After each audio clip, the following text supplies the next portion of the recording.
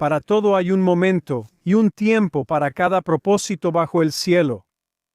Mientras todos los ojos están puestos en los acontecimientos de Irán, en el trasfondo persisten muchas cosas que están sucediendo en Gaza, mientras la decadencia moral de las ONG y los medios occidentales sigue siendo expuesta.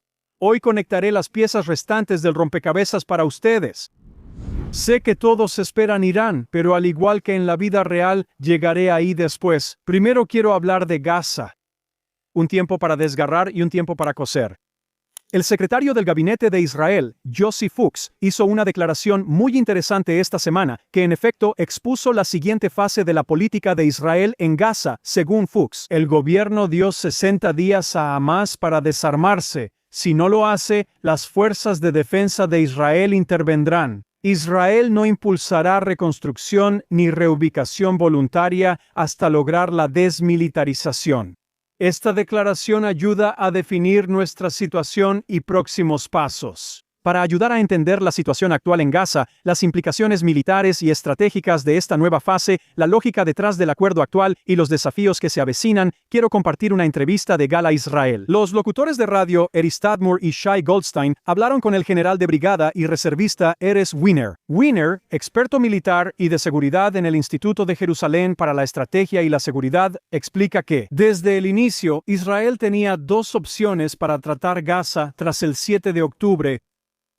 La primera opción era conquistar la franja, establecer un gobierno militar y asumir el control total de los asuntos civiles. Pero él dice que tanto el jefe de Estado Mayor anterior como el actual se opusieron firmemente a esa opción. Advirtieron que sería muy costoso, complejo y tomaría mucho tiempo implementarlo. El liderazgo israelí optó por no obligar a las fuerzas de defensa de Israel a un modelo que rechazaban, y las fuerzas de defensa de Israel destacaron la carga que esto implicaría. Por eso Israel optó por el acuerdo por etapas que hoy está vigente. Weiner destaca que, aunque el acuerdo tiene varios problemas y no es perfecto, dadas las limitaciones, es la mejor opción realista para Israel. Describe el acuerdo como uno basado en dar y recibir. Israel no avanza si Hamás no cumple con sus obligaciones actuales. En la primera etapa, Hamás entregó a todos los rehenes vivos y los cuerpos. Incluso Weiner admitió, como muchos, que no creía que eso pasaría. Pero la presión de Trump sobre los mediadores, la presión militar de Israel y la presencia física continua de Israel en grandes partes de Gaza crearon condiciones en las que Hamás sintió que se veía obligado a cumplir. Sigue la segunda etapa que Weiner llama crítica, el desarme de Hamás. Él es honesto con su evaluación. Dice que las posibilidades de que Hamás realmente se desarme son muy bajas. Pero se detiene antes de decir que es imposible, ya que le sorprendió que Hamás cumpliera la primera etapa. Él dice que Hamás intenta fingir que acepta un gobierno tecnocrático, impulsando una nueva fuerza policial y estructuras que absorberían a sus operativos, intentando jugar con la entrega de armas. Según Weiner, el trabajo de Israel, junto con lo que él llama la excelente cooperación con Estados Unidos, es asegurarse de que Hamás no pueda engañar ni burlar el acuerdo. También enfatiza que la reconstrucción no ha comenzado, a pesar de las declaraciones públicas hechas hace unas semanas sobre pasar a la etapa B por parte de Witkoff. No ha entrado ni un solo material de reconstrucción a Gaza. Israel sigue firme en esa postura. La reconstrucción solo iniciará en zonas que las fuerzas de defensa de Israel hayan asegurado totalmente, lo cual es teórico hasta lograr la desmilitarización. El Canal 14 reportó que en el norte de Gaza, donde Israel no está presente, funcionarios de seguridad advierten que la red subterránea de Hamás está lejos de ser desmantelada. Muchos túneles siguen intactos, especialmente en los campos de refugiados centrales, donde la situación es peor y permanecen como antes del 7 de octubre. La evaluación más preocupante es que Hamás desarrolló un sistema de reconstrucción rápida de túneles que supera la capacidad de las fuerzas de defensa de Israel para localizarlos y destruirlos. Así que, mientras evaluamos estos detalles sobre la situación en Gaza, el presidente Trump anunció que su nuevo Consejo de la Paz prometió $5,000 millones para la reconstrucción de Gaza. Involucrarán a miles en fuerzas internacionales de estabilización y policía en ese territorio. Las promesas se anunciarán oficialmente cuando el Consejo se reúna en Washington el jueves por primera vez, dijo él. La Cumbre Internacional de Políticas JNS 2026 será del 15 al 17 de abril en el Waldorf Astoria de Jerusalén, Israel. Regístrate hoy en jnsummit.org y usa el código de cupón JNSTV. Eso es JNSTV, una sola palabra, para recibir un 20% de descuento en todos los boletos. Espero verte aquí en Jerusalén. Tiempo de guardar y de desechar. No estamos solos en el campo. Hamás sigue activo. Hamás no planea cumplir el acuerdo ni muestra remordimiento por el 7 de octubre. No tienes que creerme. Un alto líder de Hamás lo dijo en una entrevista con la televisión pública noruega la semana pasada. Escuchar lo que dijo es importante porque revela cómo Hamás ve el futuro y por qué. La siguiente masacre solo es cuestión de tiempo, según sus propias palabras. En la entrevista, Osama Hamdan, alto funcionario de Hamás, expuso las posturas de la organización. Declaró abiertamente que Hamás no tiene intención de deponer las armas, no tiene intención de retirarse de Gaza y no tiene intención de terminar su guerra contra Israel.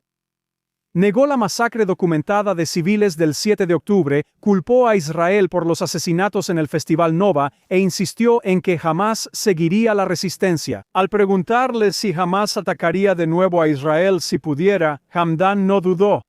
Confirmó que lo harían y prometió que la lucha seguiría, aunque la situación ahora es diferente. Él recalcó que Hamás sigue siendo parte clave del pueblo palestino y que hará todo lo posible por continuar la guerra en su nombre. Hamdan aclaró que los 10.000 policías armados de Hamás no se irán. En la visión de Hamás, estas fuerzas simplemente operarían bajo un llamado comité tecnocrático, integrando efectivamente la presencia armada de Hamás dentro de cualquier futura estructura de gobierno en Gaza. Y cuando se le preguntó qué se necesitaría para que Hamás realmente se desarmara, su respuesta fue clara. Hamás solo dejaría las armas si Israel volviera a las líneas de 1967, incluyendo Jerusalén. Otorgara el derecho de retorno total a todos los refugiados palestinos en todo el mundo y garantizara que Israel nunca más tomara acciones militares contra ellos. En otras palabras, el fin del Estado de Israel, tal como lo conocemos hoy. Sin embargo, el momento más inquietante llegó cuando Hamdan habló sobre los eventos del 7 de octubre. Aseguró seriamente que Hamás no mató civiles y que la masacre solo era una afirmación israelí. Esto a pesar de la abrumadora evidencia, la documentación en video y las propias grabaciones de Hamás. Hay momentos para callar y otros para hablar. Hamás se niega a desarmarse y a ceder el control, y al operar desde infraestructuras civiles causa daño a los propios civiles de Gaza. Médicos Sin Fronteras suspendió varias operaciones médicas en el Hospital Nasser en Jan Yunis, uno de los últimos hospitales activos en Gaza. La razón no fue por ataques israelíes, falta de suministros ni por sobrecupo. Hombres armados y enmascarados merodeaban el complejo hospitalario. Personal y pacientes de Médicos Sin Fronteras reportaron intimidación, arrestos arbitrarios y presunto traslado de armas en la instalación. Estas no son acusaciones hechas por Israel ni afirmaciones presentadas por las Fuerzas de Defensa de Israel. Estas son palabras de Médicos Sin Fronteras, una de las ONG internacionales que por años encubrió atrocidades de Hamás y criticó abiertamente a Israel durante la guerra. Médicos Sin Fronteras afirmó que la presencia de hombres armados generó graves amenazas de seguridad para su personal y pacientes, por lo que suspendieron servicios no críticos. No identificaron a los grupos armados y Hamás sigue dominando esas zonas fuera del control israelí. La agencia Associated Press, que informó del evento, insinuó lo que quiere que creas al enfatizar eso. La guerra ha generado nuevas milicias, facciones y grupos armados, algunos incluso respaldados por Israel en sus zonas controladas. Cualquier cosa menos lo obvio. El personal del Hospital Nasser dijo que la instalación ha sido atacada repetidamente en los últimos meses por grupos armados y milicias, a pesar de la presencia de la policía de Hamás, y en respuesta, Hamás huyó. El Ministerio del Interior anunció que enviará más policías a los hospitales, lo que implica mayor presencia armada de Hamás en estos centros médicos. El derecho internacional protege a los hospitales, pero pierden esa protección si se usan para ocultar combatientes o armas. En el comunicado, Médicos Sin Fronteras deja claro que esto es exactamente lo que está sucediendo. Esta es la realidad sobre el terreno. Sistema médico colapsado y grupos armados en hospitales. La consecuencia de que Gaza siga bajo control de terroristas y un liderazgo de Hamás que declara abiertamente que la guerra está lejos de terminar. Y todo esto está sucediendo bajo un alto al fuego que existe principalmente en el papel. Es curioso cómo el informe de AP termina citando otra vez al Ministerio de Salud de Hamás en Gaza. Estadísticas que afirman que el número total de muertes palestinas por la guerra es de al menos 72,000. Y cito, el ministerio, parte del gobierno de Hamás, lleva registros detallados de víctimas que la ONU y expertos independientes consideran generalmente confiables. No distingue entre civiles y militantes. Los militantes han atacado a tiros a las tropas, e Israel afirma que responde a esos ataques y otras violaciones. Aquí hay una equivalencia moral que encubre las acciones de Hamás y que es una organización terrorista y da credibilidad a las cifras de bajas según los terroristas. Pero me desvío del tema. Regresemos a este asunto. La crisis, sin embargo, no termina solo con Médicos Sin Fronteras, se extiende a todo el ecosistema de ONG que operan en Gaza. El Ministerio de Asuntos de la Diáspora de Israel informó que Oxfam dejará de operar en Gaza en febrero de 2026. Oxfam es una confederación británica formada por 21 ONG independientes dedicadas a reducir la pobreza global. Muy noble de su parte. La decisión se tomó tras declarar la directora general de Oxfam, doctora Halima Begum, que fue presionada en su organización para acusar a Israel de genocidio sin pruebas. Fue testigo de antisemitismo y de un enfoque excesivo en Israel frente a otras crisis globales. Este fue un testimonio público presentado por la directora general de Oxfam, ella misma musulmana y crítica de Israel. No es un caso aislado. A inicios de mes, el Ministerio de la Diáspora anunció que los mismos Médicos Sin Fronteras que mencioné, ellos también cesarían sus operaciones en Gaza por no cumplir requisitos de registro y verificación de personal creados para evitar infiltración terrorista. Gerald Steinberg, presidente de ONG Monitor, reveló algo clave esta semana. Durante 20 años, algunas ONG se preparaban para usar el término genocidio contra Israel. La guerra en Gaza simplemente les dio el pretexto que habían estado esperando. Según Steinberg, estas organizaciones comparten un patrón, una demonización política de Israel, una obsesión con Israel, una tendencia a reforzar los mensajes entre ellas hasta que se convierten en un hecho aceptado. Él afirma que Oxfam es un actor político global muy influyente en la opinión pública y el discurso de la ONU, no solo una organización benéfica pequeña. Si el director general afirma que las organizaciones usan genocidio sin esperar pruebas ni revisión legal, surgen dudas sobre su neutralidad. Steinberg resalta el papel de Médicos Sin Fronteras. Las fuerzas de defensa de Israel llevan años mostrando que Hamás usa hospitales como cobertura militar. Testigos y videos recuperados de la sede de Hamás confirman su presencia en instalaciones médicas durante toda la guerra. Cuando Médicos Sin Fronteras admite combatientes en el Hospital Nasser, surge la pregunta, ¿por qué hasta ahora? ¿Por qué no antes? ¿Qué sabían y cuándo lo supieron? Steinberg dice que es simple. Israel exige a las ONG listas de personal para revisión de seguridad, promoviendo transparencia. Si las ONG sabían que Hamás usaba hospitales y desviaba ayuda para construir cientos de kilómetros de túneles, y no dijeron nada, serían cómplices según sus propias palabras. Esta es la realidad humanitaria en Gaza hoy y desde hace años. Grupos armados en hospitales, ONG comprometidas por política interna y un sistema que confunde ayuda con activismo. El engaño no viene solo de las ONG. Esta ha sido la norma de los organismos internacionales creados tras la Segunda Guerra Mundial, diseñados para combatir a las mismas organizaciones tiránicas que luego financiaron y encubrieron. Este es uno de los mayores obstáculos para cualquier recuperación o reconstrucción real Gaza. Todo esto, hombres armados en hospitales, ONG que ignoran la situación y organizaciones internacionales que priorizaron campañas políticas en lugar de proteger a los civiles. Los medios que repiten argumentos sin cuestionar encubren a una organización responsable de actos terribles e inhumanos. La ex rehén israelí Arbel Yehud relató su experiencia con Hamás y habitantes de Gaza en una entrevista esta semana.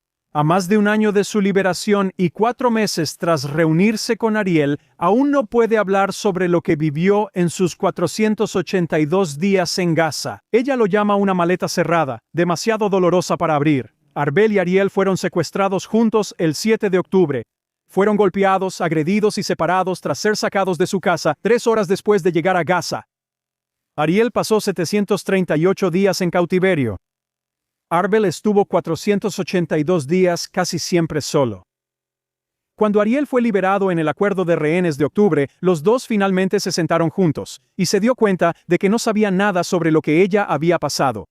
Lo describió como un golpe en el estómago, sintiendo que el mundo se derrumbaba y se desmayó. Arbel dice que guardó todo esperando poder contarlo, pero ninguno está listo. Lo que rompió su silencio ahora fue escuchar a su compañera rehén, Romy Gonen, describir el abuso sexual que sufrió. Arbel reconoció todo, pues lo que vivió Romy, ella también lo vivió casi diario. Durante 482 días reveló que estuvo en completo aislamiento, sin comer, sometida a abuso psicológico, físico y sexual, golpeada tan severamente que le rompieron las costillas. Interrogada y presionada para convertirse al Islam, rodeada de civiles hostiles, abusivos y niños criados en violencia. ¿Dónde estaban las ONG, las organizaciones de mujeres, los medios cobardes y médicos sin pelotas? Durante ese tiempo ella intentó suicidarse 3 veces, pensando que no tenía otra opción. El día que la liberaron, ella caminó sola entre cientos de hombres armados de Hamás. La única mujer en un mar de cintas verdes en la cabeza, aterrorizada pero decidida a sobrevivir lo suficiente para ver a Ariel de nuevo hoy. Ambos siguen lidiando con el trauma, insomnio, flashbacks y la pérdida de su hogar en Niroz. Desde que regresé, dice Arbel, no he vuelto a vivir. Estas ONG preparan el terreno para la campaña difamatoria actual contra Israel. Una ola de odio tan cruel que niega el derecho del pueblo judío a la autodeterminación y ha normalizado el odio abierto hacia los judíos en cualquier lugar.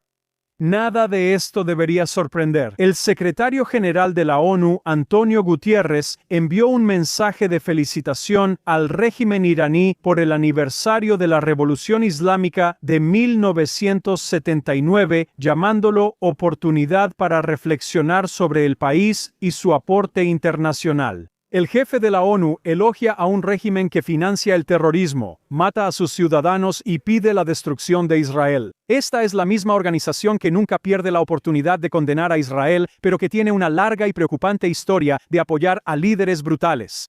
Desde recibir armado a Yasser Arafat hasta desplegar la alfombra roja para Gaddafi. Imaginen su decepción al saber que el almirante general Aladín era ficticio y no podía hablar con ellos en la ONU. La ONU debería buscar una isla para dedicarse a sus obsesiones. Dicen que St. James Island, en las Indias Occidentales, está en venta. Estas organizaciones y los medios occidentales legitimaron y alentaron a los presumidos de la virtud globalmente. Aquellos que han convertido a Israel en una nación paria, un objetivo de su veneno lleno de odio, y todos ellos, junto con la hermandad musulmana saudita y catarí. El apoyo financiero ha legitimado a Hamás y regímenes asesinos para cometer atrocidades, todo por sus valores distorsionados. No sorprende que en Inglaterra algunos marquen casas de judíos y presuman de ser justos. Con la excusa de preocuparse por los palestinos, en Israel ya hemos visto esta ceguera moral antes. Muchos de los israelíes que vivían cerca de Gaza dedicaron años a ayudar a sus vecinos en Gaza. Llevaban a niños de Gaza a hospitales israelíes para recibir tratamiento, aunque Gaza tenía más de 35 propios. Emplearon a los padres de Gaza en sus comunidades, creyendo que la conexión humana superaría el odio. Y aún así, el 7 de octubre, esas mismas comunidades vieron sus propias casas marcadas por las mismas personas a las que apoyaron, y esas marcas se convirtieron en objetivos. Familias enteras fueron masacradas por los mismos habitantes de Gaza a quienes intentaron ayudar. Es un recordatorio doloroso de que las buenas intenciones no siempre son recibidas con buena voluntad y que la pose moral en el extranjero a menudo ignora las realidades brutales que hemos enfrentado aquí. Este pervertido, doble de Gremlin, presume sus colores en el juego de las estrellas. Es la forma de que idiotas y pasados de moda intenten ser relevantes y parecer inteligentes. Nunca ninguno de ellos ha usado la bandera de Nigeria o Sudán, ni ha mencionado una sola atrocidad cometida por el Islam en Medio Oriente y África. Todos critican a Israel y creen saber lo que hizo por lo que les dicen. Sin mencionar a este teórico de la conspiración terraplanista que cree que los musulmanes negros son los verdaderos hebreos. Perdedor que al intentar aparentar virtud confirmó nuestro punto. Usar chaleco de prensa no te hace periodista. Hamas manipula principios y valores occidentales y aprovecha el odio enfermizo contra los judíos en Occidente para sus fines asesinos, como lo hizo con este farsante. Sigan sintiéndose bien consigo mismos, condenando a Israel y a los judíos por lo que quieran, pero nosotros aquí estamos luchando contra esta abominación del Islam yihadista. Pueden inventar excusas para justificar lo que nos hacen, pero esto ya se está propagando a su alrededor. Ustedes son el pueblo del domingo, son la rana proverbial, cocinándose lentamente en agua hirviendo, mientras ignoran la amenaza islámica. Primero atacan al pueblo del sábado, luego al del domingo, incluso a quienes llevan shematis santurrones, pero el problema es cultural y más profundo. Estos fracasos surgen de una visión alejada de las bases morales que formaron Occidente moderno. La influencer israelí Daria Laub Sauter compartió en redes una publicación sobre el declive de Occidente y especialmente de la izquierda intelectual. A continuación, resulta, dice ella, que cuando uno observa a lo largo del tiempo, aquellos que abandonan la fe judeocristiana y la cultura que surgió de ella, la ilustración, la ciencia, la moralidad judeocristiana, no se liberan hacia una agencia moral superior y autogenerada. Casi siempre, lo que se opone a la cultura occidental acaba alineándose con el mal. Según ella, esta nueva fe secular solo da a sus seguidores certeza absoluta y convicción de superioridad moral. Una superioridad tan total que no deja espacio para la duda, la humildad o la autoevaluación. Cuando alguien adora su propia rectitud, dice ella, su pensamiento se vuelve circular, se autojustifica y termina siendo igual al mal que cree combatir. Y cuando ves la forma en que los sistemas internacionales han respondido a Hamas, las excusas, los eufemismos, el encubrimiento, es difícil no ver exactamente a lo que se refiere ella. Porque esto es un fracaso moral, un colapso de la ética que debería guiarnos. Organizaciones humanitarias, periodistas, políticos e individuos en Occidente, todos van al mismo lugar, todos son del polvo y todos vuelven al polvo. Pasando ahora a Irán, el periodista israelí Tamir Morag evalúa el rumbo de la confrontación entre Estados Unidos e Irán y señala que, según él, los indicadores aumentan. Señala que la segunda mitad de marzo es el periodo más probable para que Estados Unidos esté listo para un posible ataque contra Irán y menciona varios eventos que convergen. Estados Unidos probablemente no actúe antes de que terminen los Juegos Olímpicos de Invierno el 22 de febrero. El USS Ford y su grupo de ataque llegarán al este del Mediterráneo en 2 semanas. Se informa que un segundo portaaviones, el USS Bush, ha recibido la orden de prepararse para su despliegue y llegaría alrededor de mediados de marzo. Él dice que esto crea una coincidencia poco común. 3 portaaviones de Estados Unidos, el Ford, el Bush y el USS Lincoln, operan juntos bajo CENTCOM. Morag señala que esto permite a Estados Unidos lanzar una campaña aérea muy poderosa, con cientos de salidas de combate diarias, incluso antes de contar con los bombarderos estadounidenses en las bases regionales o con la participación israelí. Él agrega que este cronograma también le da al presidente Trump el espacio político para demostrar que intentó la diplomacia con Irán. Aunque las diferencias entre las partes hacen que un acuerdo sea muy poco probable. En una conversación sobre el tema que tuve en mi programa en la radio Galai Israel, Moshe Ashkenazi, a quien ya entrevisté antes en el podcast, expuso un panorama que aclara el entorno estratégico de Irán. Destacó que a Estados Unidos le interesa más derrocar al régimen iraní que a Israel, lo que tiene enormes implicaciones. Ashkenazi señaló que si Irán fuera controlado por aliados de Estados Unidos, este país tendría influencia directa e indirecta sobre casi todos los recursos energéticos del Golfo Pérsico. Las acciones recientes de Estados Unidos, como limitar el petróleo venezolano, forman parte de la estrategia para restringir las opciones energéticas de China. Dijo que ni los estados del Golfo ni Estados Unidos quieren una carrera nuclear en la región. Para Irán, renunciar a lo que queda de su programa nuclear no es tan difícil, ya que Israel ha dejado claro que no permitirá que sobreviva nada. Eso deja el programa iraní de misiles de largo alcance, que Ashkenazi llamó la principal preocupación estratégica. Preguntó por qué Irán fabrica misiles de 5.000 kilómetros si los objetivos regionales están a 2.500 kilómetros. Su respuesta es sencilla. Irán ha aspirado por mucho tiempo a ser una superpotencia islámica global, no solo regional, pero considera poco probable lograrlo.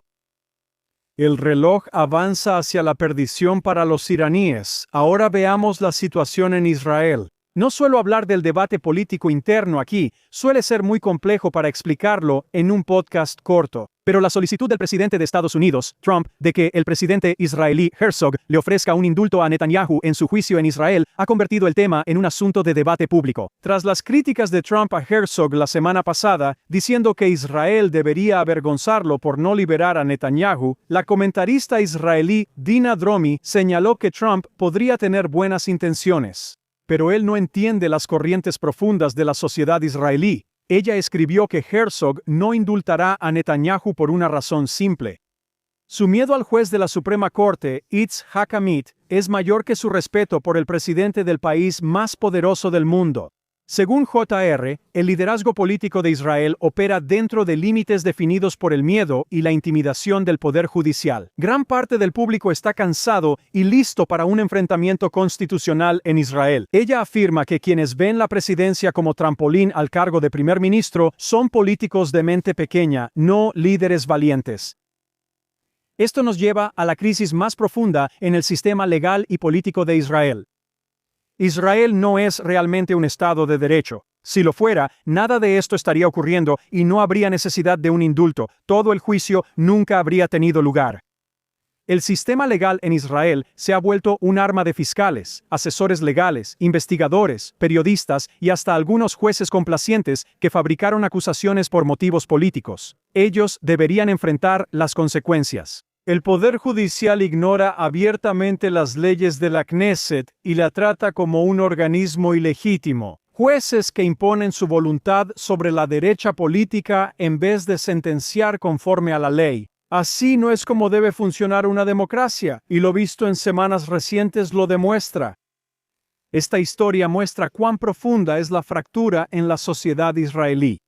Grandes sumas de dinero de organizaciones de izquierda y, lo que es peor, de países europeos y Estados Unidos. Durante años, USAID envió fondos a Israel para intentar derrocar al gobierno y revertir la elección democrática israelí. Porque esa elección no coincide con la agenda de la izquierda global. Tras revelarse el fraude de Oslo, quedó claro que no habría un caballo de Troya islámico para destruir Israel. El caso legal es falso y será expuesto si no hay indulto. Por eso la gente preferiría que no ocurriera. Además, Israel se prepara para el Ramadán que inicia esta semana. Al iniciar la temporada de fiestas judeocristianas, pensamos en felicidad y celebración.